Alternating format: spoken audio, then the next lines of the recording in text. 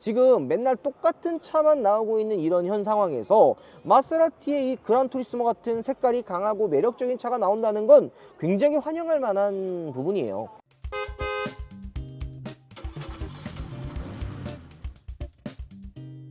여러분 안녕하세요, 오파TV 한소은입니다. 오늘은 이렇게 행사장에서 멋진 차를 여러분들께 한번 보여드릴까 합니다. 이렇게 행사장에 와서 차를 소개하는 거는 굉장히 오랜만인데요, 특히나 이런 말도 안 되는 슈퍼카를 보여드리는 거는 또 더더욱 오랜만이 아닐까라는 생각이 좀 들긴 합니다. 요즘 보면 어때요? 뭐 전기차라든지 다운사이징을 하면서 약간 그 각 브랜드마다 색깔이 없어지고 뭔가 좀 그냥 그놈이 그놈 같다라는 차들이 많이 나오잖아요. 하지만 오랜만에 꽤 매력적인 차를 여러분들께 이런 행사장에서 보여드릴 수 있게 됐습니다. 오늘 여러분들께 보여드릴 차는 마세라티를 상징하는 대표적인 모델 마세라티 그란투리스모를 보여드릴까 하는 거죠. 자, 근데 이 디자인을 보면은 어디선가 뭔가 좀 익숙한 디자인 아니에요? 뭔가 이게 신형이라고는 하지만 많이 봤던 것 같다, 이런 생각이 들죠. 그건 다 이유가 있습니다. 일단 첫 번째로 이 그란투리스모는 우리나라에만 지금 이제 들어온 거고, 해외에서는 2022년 정도에 공개가 됐으니까 한 1, 2년 정도 지났죠. 그리고 우리나라에 들어왔던 모델 그레칼레 있잖아요. 그레칼레 저희가 시승기도 여러분들께 보여드렸는데, 그레칼레와 통일된 디자인을 가지고 있어요. 마세라티 같은 하이엔드 브랜드 하면 제가 뭐라 그랬어요? 통일된 디자인을 많이 가지고 있다라고 했잖아요. 그래서 자세히 보면은 그레칼레, MC20 같은 모델, 그리고 이번에 그란투리스모까지 같이 패밀리룩을 가지고 있다, 이렇게 보시면 되는 거죠. 근데 좀 재미나면서도 한편으로는 안타까운 게, 요즘엔 대중적인 차 이미지가 좀 있잖아요. 하지만 마세라티는 대중적인 차가 아니에요. 진짜 하이엔드 브랜드라고 할 수 있는 대표적인 이탈리아 럭셔리 브랜드가 바로 이 마세라티라고 할 수가 있는 거죠. 지금은 기블리가 워낙 많이 판매가 되니까 마세라티 하면은 기블리라고 생각을 하는데, 실제로는 마세라티 하면 이 그란투리스모, 얘는 이제 그란 카브리올레라고 하는 건데, 그란투리스모를 떠올릴 수가 있습니다. 그란투리스모 시작이 그 A6 그 1500이라 그래가지고 예전 모델부터 지금까지 이어져서 만들어진 모델이 이 그란투리스모라고 할 수가 있어요. 그럼 그란투리스모는 도대체 왜 그란투리스모냐? 이게 아마 이탈리아어가 그란투리스모고, 영어로 하면은 제 기억에 그랜드 투어러 GT카, GT카 여러분도 아시죠? 자세히 보면은 이 GT카라고 하면은 이 앞쪽에 엔진이 있고, 그 다음에 뒤쪽에 리어, 그러니까 후륜 구동의 앞쪽 엔진이 있는 GT카를 떠올리게 될 거예요. 근데 이 GT카면은 앞쪽 엔진, 뒤쪽에 리어 후륜 구동도 되고, 또 한 가지는 2+2예요. 지금 보면 앞쪽에 2개의 시트가 있고 뒤에 시트가 2개 있는 거를 볼 수가 있습니다. 이 GT카라 그런다면 또 어떤 게 있냐면, 장거리를 좀 편하게 갈 수 있는 좀 럭셔리카? 그러니까 이제 GT카라고 부르고 있거든요. 자, 이런 GT카의 대표적인 럭셔리 모델이라고 하면, 벤틀리에서는 컨티넨탈 GT를 꼽을 수가 있고, 마세라티에서는 그란투리스모를 꼽을 수가 있어요. 그리고 이제 컨버터블 모델 같은 경우에는 이제 그란 카브리올레라, 아니면은 벤틀리는 GTC를 꼽을 수가 있겠죠. 이런 GT카를 따라 하려고 독일 3사에서도 만들어낸 게 있긴 있습니다. 대표적으로 예전에 벤츠, 이제는 단종됐지만 S클래스 컴보 있잖아요. 그게 딱 요 포지션이에요. 요 포지션 한 2억대 초반 해가지고 막 출시를 했었고, 근데 지금 이제 그런 모델들은 다 단종이 됐고 몇 개 남아있지 않는 모델이기는 한데요, 여러분들 한 가지 재미난 게 그런 게 있어요. 지금 요즘에 왜 이 GT카들이 많이 없냐? 사실 되게 간단한 답이에요. 안 팔리니까 없는 거겠죠. 이 지금 옆에 있는 이 그란투리스모, 그란 카브리올레, 이 모델들 이번에 이제 새롭게 출시했는데, 이 차들 가격이 얼마일까요? 아직 정확하게 공개된 건 아니지만 그래도 2억에서 3억 정도 할 겁니다. 일단은 엔진 스펙부터 간단하게 이야기하면요, 우리나라에 들어오는 이 그란투리스모는 두 가지 타입이 있어요. 모데나, V6 모데나라 그래가지고 한 490마력 정도 퍼포먼스 보여주는 그냥 기본 모델이 모데나가 있고, 상위 모델 트로페어 모델, 걔가 아마 한 550마력 정도가 될 거예요. 그러면은 2억에서 3억 정도 이 금액을 주고 살 수 있는 분들은 어떤 구매 포인트를 차로 살까요? 되게 간단하거든요. 우리가 기본적으로 아는 뭐 산타페나 국산차나 뭐 아니면 E클래스, S클래스 같은 기본적인 차들은 뭐 옵션, 아니면 브랜드, 아니면 뭐 성능, 이런 것들을 되게 따지지만 2억이 넘어가는 금액대로 올라가잖아요. 그러면은 이때부터는 취향 차이입니다. 이 차가 내가 좋나? 아니면 저 차를 사야 되나 하고 내가 그냥 취향에 따라서 차를 선택하는 걸로 바뀌어요. 그러니까 재미난 게, 뭐 마세라티, 람보르기니, 페라리 같은 다양한 브랜드들이 있단 말이에요. 그러면은 그 차를 실제로 사는 오너들끼리 엄청 싸웁니다. 내 차가 최고야, 내 취향이 정말이야 하고 약간은 그런 자기네들만의 바운더리가 생겨요. 근데 조금 안타까운 게 이번 마세라티가 다시 이제 새로운 이런 매력적인 차를 만들어냈잖아요. 그런데 너무 이 공백기가 긴 거지. 지금 마세라티 하면 제가 뭐라 그랬어요? 지블리가 이제 대표적인 차로 떠오르고 1억 미만의 차들 막 이렇게 나오잖아요. 근데 예전 마세라티는 진짜 아무나 접근할 수 없는 프리미엄, 럭셔리 하이엔드 브랜드였어요.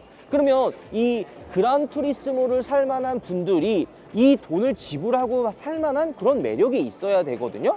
하지만 조금 이 브랜드 이미지가 좀 많이 떨어졌기 때문에 살짝 그게 좀 어렵지 않나 라는 생각이 들면서도 지금 또 이렇게 또 그란투리스모를 실제로 둘러보니까 확실히 매력이 있는 차긴 합니다. 문파크도 알겠지만 2, 3억대의 차를 선택하는 데 있어서 중요한 거는 어쨌든 내가 이 돈을 주고 샀을 때 이 가치가 있냐, 왜냐면 사치의 영역이에요.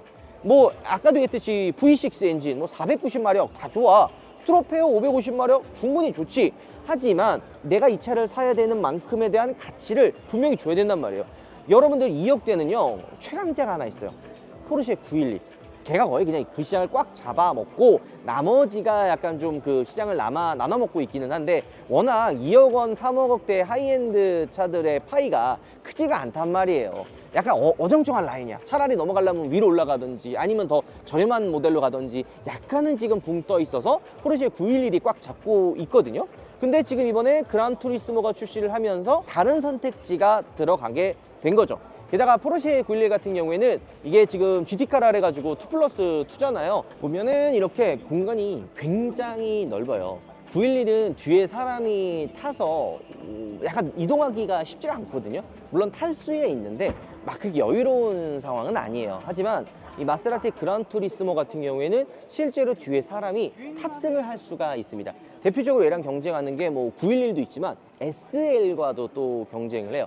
물론 SL도 뒤에 사람을 태워서 뭔가 다닐 수 있는 그런 차는 아닙니다. 직접적으로 경쟁하는, 제가 딱 봤을 때 얘랑 경쟁하는 거는 그냥 벤틀리 컨티넨탈 그 GT 그 오픈카 버전인 컨티넨탈 GTC 요 모델이나 지금은 단종돼서 없어졌던 S클래스 컨버 정도가 이제 이 그란투리스모와 경쟁하는 대표적인 모델이라고 저는 생각이 좀 들기는 합니다. 근데 워낙 색깔이 독보적이라서 경쟁 상대가 딱히 없기는 해요. 가격 때문에 비슷하고 경쟁을 하는 거 아니야 라고 생각을 할 수도 있지만 실제로는 그렇지는 않습니다. 전기차 모델도 있어요. 폴고레가 이제 아마 들어오는데 우리나라에 인도되는 거는 이 그란투리스모, 그란 카브리올레는 8월 정도부터 인도가 시작이 되고요. 전기차 모델인 폴고레는 9월에 들어온다고 합니다. 야, 보통 전기차면은 그래도 가성비가 좋은 차를 떠올리게 되는데 과연 3억이 넘어가는 진짜 초하이 럭셔리 전기차가 들어온다면 과연 우리나라 시장에서 어떤 반응일까라는 생각도 조금은 들기는 합니다. 그리고 얘는 이제 트로페오 모델이라서 이렇게 레터링도 이런 식으로 이제 레드 포인트가 들어가 있고요. 이 휠 있잖아요. 이번엔 새롭게 디자인된 휠이 맞기는 한데요. 마세라티 보면은 막 디자인이 막 그렇게 바뀌지는 않아요. 그래서 이전에 들어와 있었던 휠과 거의 비슷한 디자인으로 나오기는 합니다. 그 다음에 이렇게 커다랗게 들어가 있는 삼지창, 이거는 이제 마세라티의 어찌 보면은 아이덴티티라고도 할 수가 있는 거죠. 그리고 재미난 게 원래 이게 트로페오가 페라리 엔진을 공유해서 사용을 했거든요. 그래서 엔진에 이제 페라리 엔진이 들어가면 로고에 빨간 색깔로 이렇게 포인트가 들어갔는데 그런 포인트들이 몇 가지 빠지기는 했어요. 마세라티도 마세라티만의 색깔을 조금씩 찾아가는 게 아닐까라는 생각이 좀 들기는 하고요. 자, 그럼 여러분들 딱 보시면 알겠지만 차가 굉장히 많이 커졌어요. 딱 봐도 아, 이게 그냥 단순히 좀 작은 사이즈의 스포츠카 혹은 슈퍼카라는 느낌보다는 그냥 굉장히 차 자체가 큰 플래그십 차다, 그러니까 GT카다 라는 느낌을 받을 수가 있는 거죠. 이 리어 쪽에 있는 디자인도 약간 볼륨 있게 슬림하게 좀 잘 빠졌는데, 이런 차를 사는 분들이 차가 이렇게 좀 슬림하게 잘 빠진 것들을 되게 좋아해요. 여러분들 이 그란투리스모, 그란 카브리올레는 어떤 분들이 살까요? 뭐 돈 많은 분들이 사겠죠? 라고 생각할 수 있지만 성향 자체가 달라요. 911 같은 경우에는 좀 뭔가 내가 그 달리는 걸 좋아하는 분들, 차를 약간 좀 모는 거에 있어서 차에 좀 중점적으로 내가 내 몸으로 전달해주는 그런 운전의 전달력을 되게 중요하게 생각하는 분들이 911을 선택을 하는 거고요. SL 같은 경우에는 되게 여러 가지 매력들이 있지만 일단은 벤츠라는 로고, 그리고 경쟁 모델과 비교했을 때 나름 그래도 SL이 막 엄청 비싼 포지션은 아니거든요. 게다가 그 SL 자체도 되게 역사가 오래됐고 매니아층이 탄탄하기 때문에 판매가 되는 거고요. 반대로 그란투리스모 같은 경우에는 럭셔리 GT카예요. 4명이 다 타고 주행을 해도 될 정도로 넓고 편하고 주행감도 부드럽습니다. 그렇기 때문에 이런 포인트가 딱 그 좀 나이가 있으면서도 나는 평범한 S클래스나 벤틀리 같은 거 안 타, 롤스로이스 싫어, 내가 잠깐 회사나 놀러 갈 때 좀 탈 수 있을 만한 승차감도 편하고 실내 내장재도 고급스럽고 주행감도 좀 퍼포먼스한, 내가 원할 때 달릴 수 있는 그런 차를 원하는 분들이 이 마세라티 그란투리스모를 옛날 샀어요. 그래서 이 향수가 아마 많은 분들이 생각을 할 텐데, 지금 이번에 새롭게 나오면서 그런 예전 마세라티 그란투리스모를 좋아하는 분들의 니즈를 채울 수 있을지 약간 궁금해지기는 합니다. 자, 이거 보면 엔진을 보면 V6 6기통이에요. 예전에 사실 마세라티 하면은 V8기통에 진짜 귀곡성처럼 나오는 이 사운드가 마세라티의 되게 매력 포인트였거든요. 오죽했으면 마세라티는 그 배입기 파이프라인을 그냥 뭐 만드는 게 아니라 그 악기 제작하시는 분들과 콜라보를 해가지고 막 만들어내고 했었던, 그러니까 배기음에 굉장히 진심인 브랜드였어요. 근데 이번에 보면은 이만큼 큰 차에 V6 엔진도 굉장히 크긴 하지만 뭐가 좀 굉장히 많이 비어 보이잖아요. 여기에 원래 그냥 V8 정도는 들어가야 엔진룸도 꽉 차 보이고 진정한 마세라티의 느낌이 좀 나지 않을까 라는 생각이 좀 들기는 해요. 왜냐면 이 보닛 봐봐요. 이거 엄청 크죠? 우리가 많은 차들을 보지만 이 정도 큰 보닛은 또 오랜만에 봅니다. 그만큼 차 자체가 커요. 근데 이게 약간 좀 비어있다라는 거는 조금 아쉽기는 합니다. 여기 봐봐요. 이렇게 커버도 이 앞에까지 온 게 아니라 여기에 좀 끊겨져 있고, 이게 V8이었으면 좀 더 좋지 않았을까 생각이 들기는 하는데, 이 현 상황에 이런 까다로워진 환경 규제라든지 이런 거를 맞추는 게 쉽지는 않습니다. 그리고 이런 흡음재들도 굉장히 두껍네요. 차 자체를 좀 더 와이드하게 보여주기 위해서 보통 예전에 우리가 휀다라 그러면 보니까 선이 좀 나눠져 있었잖아요. 근데 지금 보면 어때요? 그 지구공에서 어떤 크램쉘 후드처럼 이 보넷 선이 이렇게 연결이 되어 있잖아요. 근데 이게 연결이 되어 있으면은 안 좋은 게 뭔지 아세요, 여러분들? 야, 차가 좀 와이드해 보이고 커 보이는 것까진 좋아. 근데 근본적으로 안 좋은 게 뭐냐면 이 부품값이 비싸져요. 이 사고가 나면 안 되는데 차를 타고 다니다 보면은 사고가 나는 경우가 있어요. 근데 휀다와 보닛이 이렇게 연결되어 있는 타입의 슈퍼카나 스포츠카들 많거든요. 이런 차들 잘못해서 툭 치는 순간 이게 지금 본넷과 휀다를 하나처럼 통으로 갈아야 되다 보니까 수리비가 엄청 나와요. 이게 여러분들 영상을 보시는 분들은 뭐가 중요해 라고 할 수 있지만 이거 되게 중요합니다. 이거 대표적으로 이렇게 수리비가 많이 나오는 브랜드가 로터스, 옛날에 로터스 엑시지나 앨리스 이런 모델들 보면 진짜 앞에가 그냥 통으로 이렇게 다 연결되어 있었거든요. 그래서 하나만 툭 치면은 그냥 다 교환해야 되는데, 마세라티도 지금 이 그란투리스모가 휀다와 보닛이 연결이 되어 있어가지고 뭐 범퍼는 이제 따로 빠지긴 하지만 요게 이제 옆으로 이렇게 치는 순간 이거 다 갈아야 돼가지고 수리비가 만만치 않을 것 같다라는 생각이 좀 들기는 합니다. 그리고 여러분들 옆에 보면 조금 다른 느낌의 차가 있죠. 요거는요, 뭔 느낌이냐면 우리가 기본적으로 알고 있는 차의 금형은 어때요? 뭐 이렇게 로고 심볼 같은 거, 로고도 이렇게 막 들어가고 페인팅도 그냥 기본적인 페인팅이 들어가고 막 이런데, 얘는 마세라티 로고의 그 레터링도 안쪽에 도장으로 되어 있고, 지금 요것도 금형이 아니라 안에 페인팅으로 지금 들어가 있단 말이에요. 자, 그러면서도 뒤쪽에 보면 마세라티 로고, 요런 그란투리스모 레터링 역시도 페인트로 되어 있는 거죠. 이거는 뭐 다른 모델인가 할 수 있지만 다른 모델은 아니에요. 이거 다 옵션으로 해줄 수가 있습니다.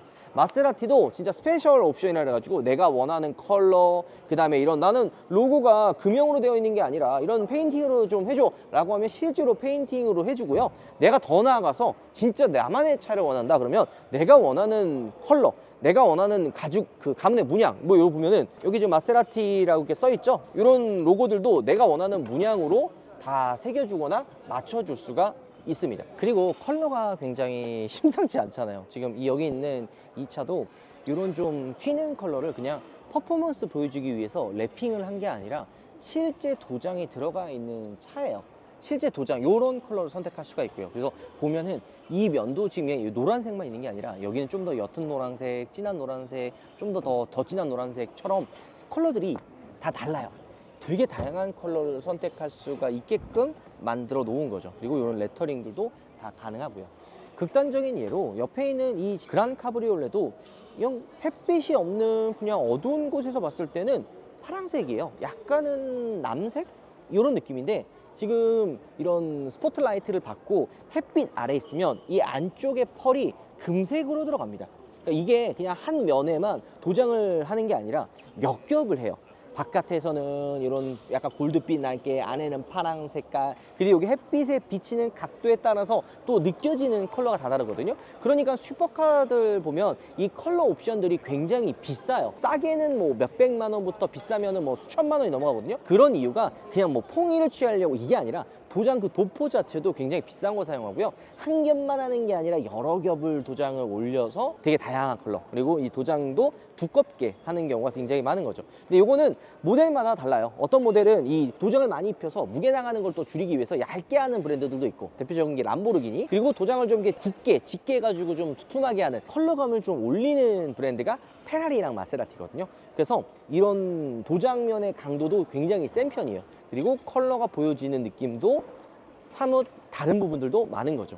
여기는 검정 색깔, 보라색, 남색, 파랑색, 그 다음에 이런 레드 컬러도 단순히 그냥 똑같은 빨간색이 아니에요. 페라리 보면은 빨간색이 종류가 제가 알기로 15개인가? 한 20개가 되게 많아요. 여기 그런 다양한 빨간색을 내가 원하는 대로 선택할 수가 있는 거죠. 진짜 펄이 하나도 안 들어가 있는 찐 빨강이 여기에 있고요.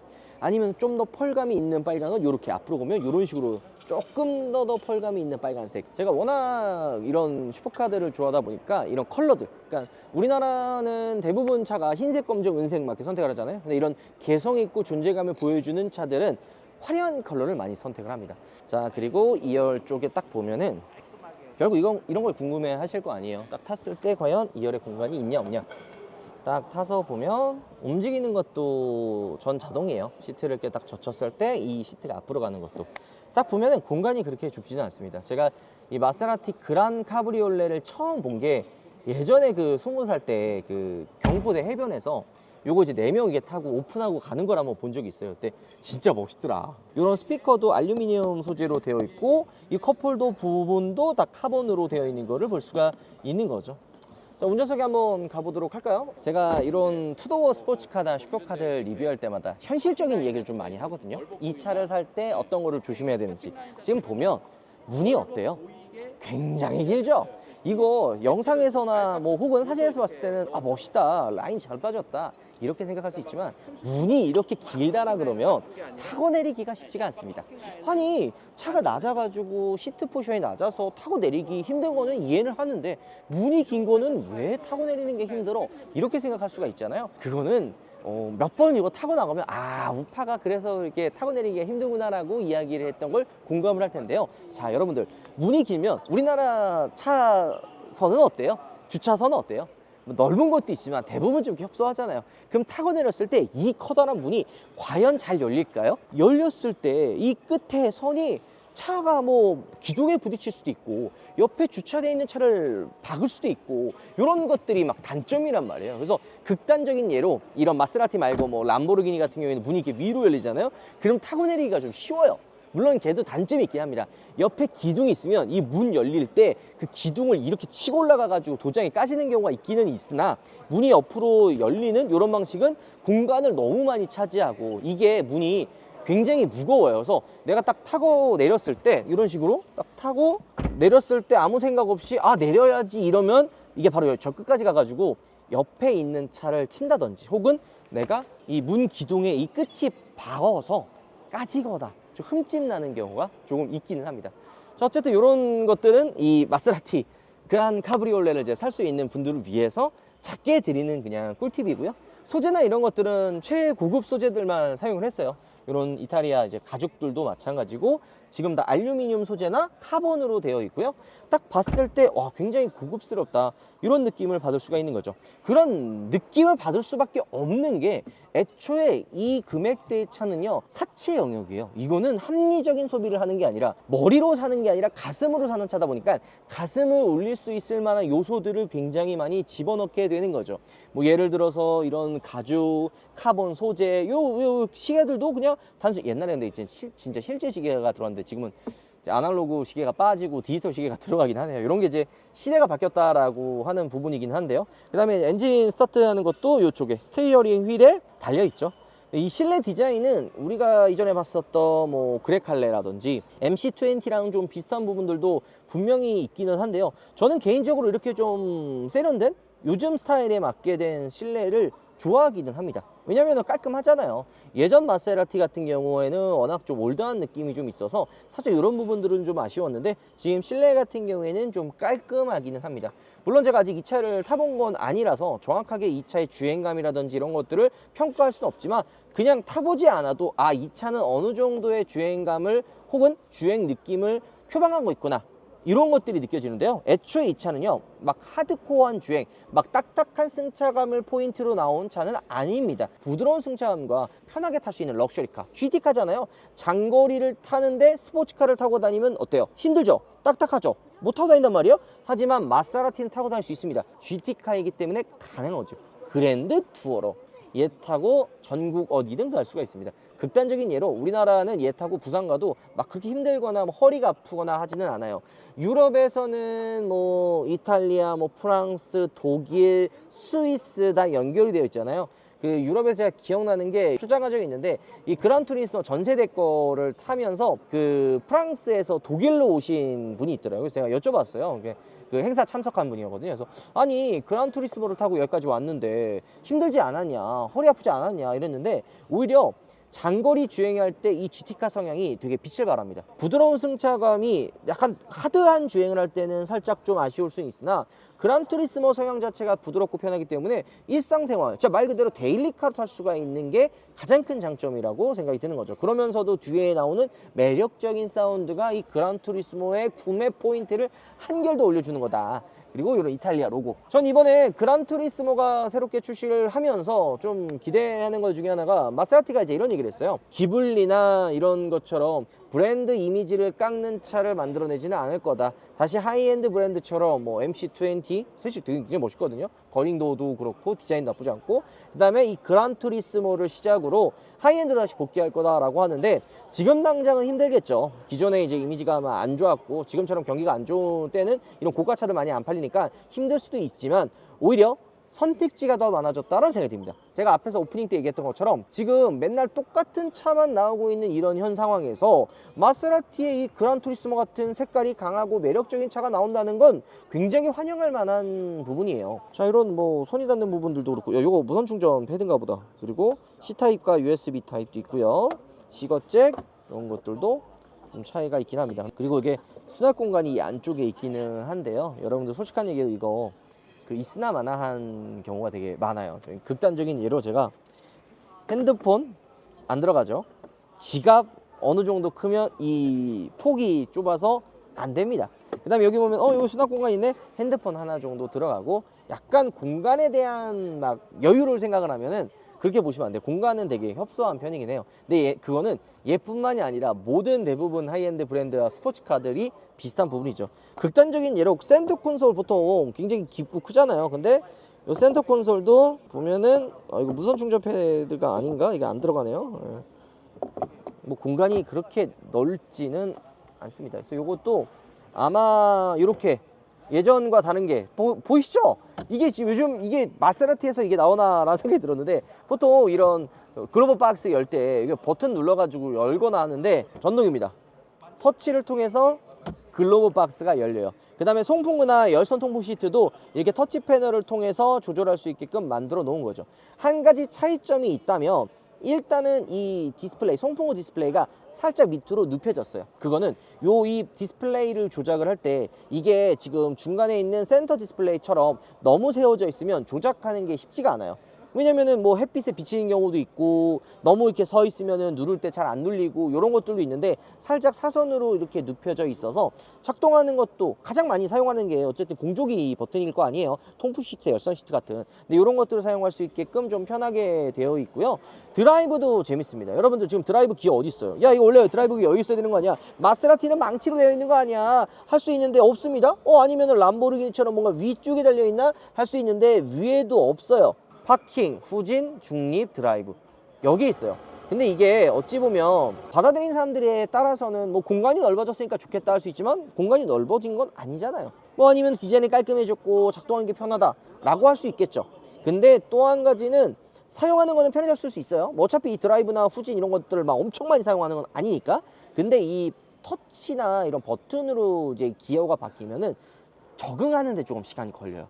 그러니까 내가 이 차를 오래 타면 상관없죠. 한 뭐 5개월, 6개월, 1년 타면은 이 버튼을 적응하는 데는 금방이지만 처음에 탔을 때 적응하는 시간까지는 조금 시간이 걸리다 보니까 이런 부분이 조금 불편할 수가 있는 거죠. 그렇기 때문에 이런 하이엔드 브랜드나 스포츠카나 이런 차들은요 되게 직관적인 걸 많이 합니다. 그러니까 누가 봐도 여기 있고 누가 봐도 사용하기 편하고 누가 봐도 그냥 아 얘는 항상 이게 여기 있어. 뭐 대표적인 게 포르쉐 엔진 시동 거는 거 왼쪽에 있는 것처럼 얘 통일감 있게 하는데 마세라티도 새로운 변화들을 좀 많이 하다 보니까 이런 이제 버튼식 기어 뭐 이렇게 좀 바뀐 경우도 조금 있다고 보시면 됩니다. 그리고 드라이브 모드나 이렇게 바꿀 수 있는 스포츠 모드가 여러 가지가 있어요. 재미난 게 여러분들 이 지금 모드를 보면 컴포트 모드가 있고 GT 모드가 있고 코르사 모드가 있어요. 그러니까 GT는 말 그대로 내가 장거리 주행할 때 조금 더 편하게 탈 수 있는 모드가 GT고 컴포트는 그냥 도심에서 그냥 타고 다닐 수 있는 그런 모드가 컴포트 모드라고 보시면 돼요. 그리고 뭐 스포츠 모드는 말 그대로 약간 좀 달리는 느낌을 만들어주는 모드.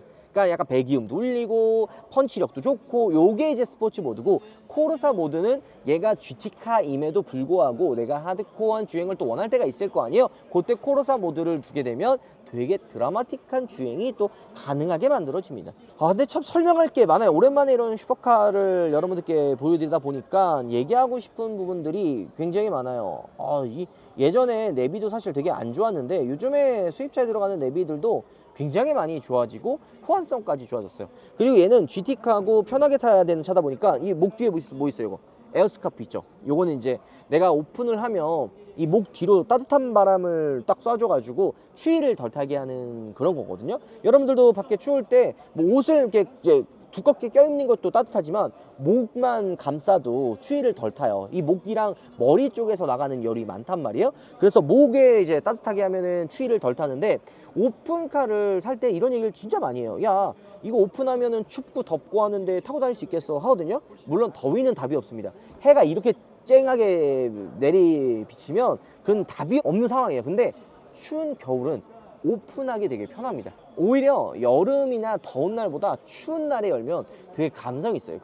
이 안쪽에는 따뜻하고 이 바깥에서 찬바람이 콧속으로 들어오면서 약간 느껴지는 그 느낌이 너무 좋아요. 그래서 오픈카를 사는 사람들은요 여름 뭐 봄 가을은 당연히 많이 열고 여름에는 잘 안 열고 겨울에는 많이 엽니다. 그 다음에 이런 부분들도 알칸트라 소재로 되어 있고요. 요거 한번 얘기해 보고 싶었는데 이 선바이저 안쪽에 지금 유리가 이렇게 있잖아요. 근데 이 유리가요 내 얼굴이 커서 그런가? 제 얼굴이 다 안 담겨요. 그냥 눈만 이렇게 위에만 이렇게 담기고 다 보이지는 않는데 이게 또 각도가 딱 운전을 제가 이렇게 하잖아요. 그러면 이 선바이저를 딱 열고 거울을 열었을 때는 이게 딱 정중앙에 있는 게 아니라 사선에 있습니다. 어쨌든 스포츠카 이렇게 욕조 형태로 되어 있다 보니까 이 선바이저를 만약에 진짜 똑바로 운전자에게 정시로 보여주려면 이게 이 위에 있어야 되는 게 아니라 요 밑으로 내려가서 이렇게 사선으로 있어야 되거든요. 그러면 시야를 가리기 때문에 이게 어쩔 수 없이 위로 올라와 있는데 요거는 이 마세라티 뿐만이 아니라 모든 스포츠카 브랜드가 요 선바이저 거울이 딱 정중앙에 있지 않아요.